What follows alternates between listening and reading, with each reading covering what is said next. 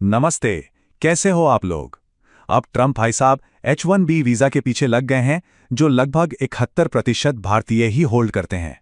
Okay, तो चलिए ये विश्लेषण शुरू करने से पहले द फाइनेंस वायर को सब्सक्राइब जरूर करिए, क्योंकि हम इसी तरह हर रोज आपको जागरूक करते हैं। तो भाई साहब, खबर यह है कि राष्ट्रपति ट्रंप ने H1B वीजा पर एक ऐसे फरमान पर साइन कर दिया है जिसने अमेरिका से लेकर भारत तक की टेक इंडस्ट्री में मतलब समझिए कि भूचाल ला दिया है।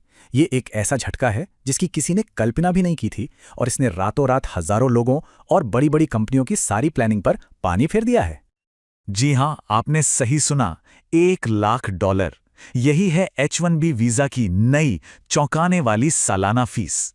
अब जरा सोचिए, पहले क्या था? एक छोटी मोटी $12.5 की बेस फीस और करीब $700 की सालाना फीस। कहां कुछ $100 और कहां सीधा $1 लाख। ये कोई छोटी मोटी बढ़ोतरी नहीं है, ये तो मतलब आसमान से जमीन पर पटकने जैसा है। इसने सबको हैरान कर दिया है। इस एक ऐलान में खासकर हमारे भारतीय आईटी प्रोफेशनल्स और अमेरिका जाने का सपना देख रहे लोगों के बीच जबरदस्त कंफ्यूजन और चिंता फैला दी है। और सबसे बड़ी हैरानी की बात तो यह है कि इसे इतनी तेजी से बिना किसी चेतावनी के लागू कर दिया गया, किसी को संभलने का जरा भी मौका नहीं मिला। तो चलिए थोड़ा और गहराई में जाते हैं और समझते हैं कि ये पूरा माजरा आखिर है क्या। देखिए, जो हेडलाइंस होती है ना, वो अक्सर पूरी कहानी नहीं बताती। ये मामला सिर्फ फीस बढ़ाने का नहीं है, ये उससे कहीं ज्यादा पेचीदा है। और सबसे जरूरी बात, ये नियम हर किसी पर लागू नहीं होता। तो असली तस्वीर समझने के लिए हमें इसकी बारीकियों को समझना होगा। तो फिर सबसे बड़ा सवाल यही उठता है कि आखिर ये $1 लाख की भारी भरकम फीस भरनी किसे है? क्या ये हर उस H1B वीजा होल्डर पर लागू होगी जो अभी अमेरिका में काम कर रहा है, या फिर इसका निशाना कोई और है? चलिए इस सबसे बड़े कंफ्यूजन को दूर करते हैं। और यहीं पर कहानी में एक जबरदस्त ट्विस्ट आता है। इमिग्रेशन अटर्नी समीर केकर जैसे जो एक्सपर्ट्स हैं, वो इसे फीस नहीं बल्कि एक तरह का H1B ट्रैवल बैन कह रहे हैं। और ये एक शब्द, ट्रैवल बैन, पूरी बात को एक नया एंगल दे देता है और इस पॉलिसी की असली नीयत को सामने लाता है।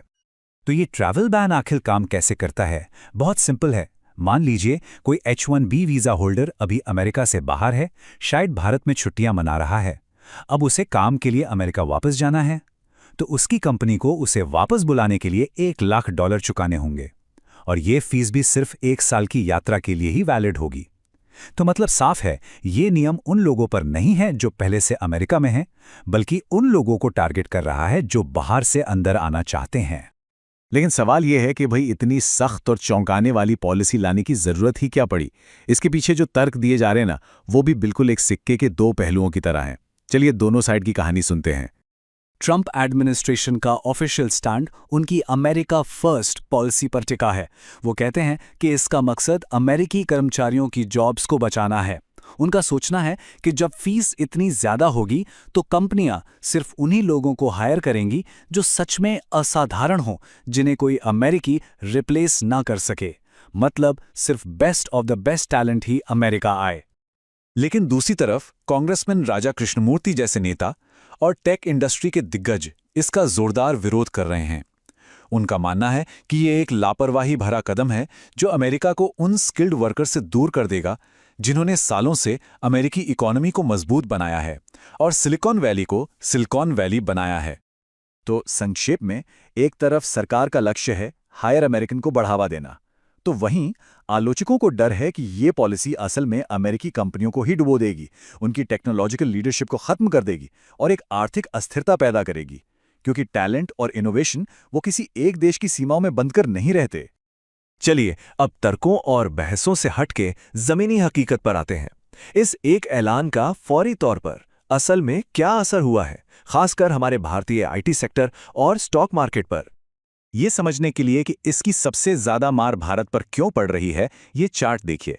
2024 में जितने भी H1B वीजा दिए गए, उनमें से 68.5% यानी 2/3 से भी ज्यादा अकेले भारतीयों को मिले। तो साफ है, इस पॉलिसी का सीधा निशाना भारतीय प्रोफेशनल्स हैं जो अमेरिकी टेक इंडस्ट्री की रीढ़ की हड्डी माने जाते हैं। और इसका असर शेयर बाजार पर तो तुरंत दिखा। जैसे ही ये खबर आई, H1B पर बहुत ज्यादा निर्भर रहने वाली बड़ी बड़ी आईटी कंपनियों के शेयर्स धड़ाम से नीचे गिर गए। इन्फोसिस 4.5% और कॉग्निजेंट 4.5% तक लुढ़क गए। ये भारतीय शेयर बाजार पर एक सीधा हमला था जो दिखाता है कि इन कंपनियों का पूरा बिजनेस मॉडल ही भारत से टैलेंट को अमेरिका भेजने पर कितना टिका है। $1 लाख की फीस इनके मुनाफे को बुरी तरह से खा जाएगी।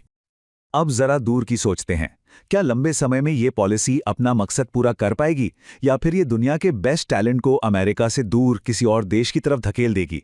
क्या हम एक ग्लोबल टैलेंट शिफ्ट की शुरुआत देख रहे हैं? कम्युनिटी लीडर अजय भुटोरिया जैसे कई एक्सपर्ट्स यही चेतावनी दे रहे हैं कि ये दांव उल्टा पड़ सकता है। उनका मानना है कि जब अमेरिका अपने दरवाजे बंद करेगा तो कनाडा और यूरोप जैसे देश बाहें फैलाकर इस टैलेंट का स्वागत करेंगे। इससे अमेरिका से ब्रेन ड्रेन हो सकता है, जिसका सीधा फायदा उसके कॉम्पिटिटर्स को मिलेगा। भविष्य के जो अनुमान हैं वो थोड़े डराने वाले हैं। एक्सपर्ट्स का मानना है कि इससे अमेरिकी टेक सेक्टर की कॉम्पिटिटिव एज कम हो सकती है। बड़ी कंपनियां तो शायद ये फीस दे भी दें, लेकिन छोटे बिजनेस और स्टार्टअप्स जो इनोवेशन की जान होते हैं वो तो कुचल दिए जाएंगे। और सबसे बड़ा खतरा ये है कि अमेरिका दुनिया के बेस्ट टैलेंट के लिए टॉप डेस्टिनेशन होने का अपना दशकों पुराना स्टेटस खो सकता है। और सबसे बड़ी टेंशन की बात यह है कि इस ऐलान में कोई डेडलाइन या आखिरी तारीख नहीं बताई गई है, जिससे कंपनियां आगे की प्लानिंग ही नहीं कर पा रही हैं। इसी वजह से कई कंपनियां अब अमेरिका में लोगों को भेजने की बजाय भारत में ही बड़े ऑफशोर सेंटर बनाने और काम को आउटसोर्स करने पर जोर दे सकती हैं।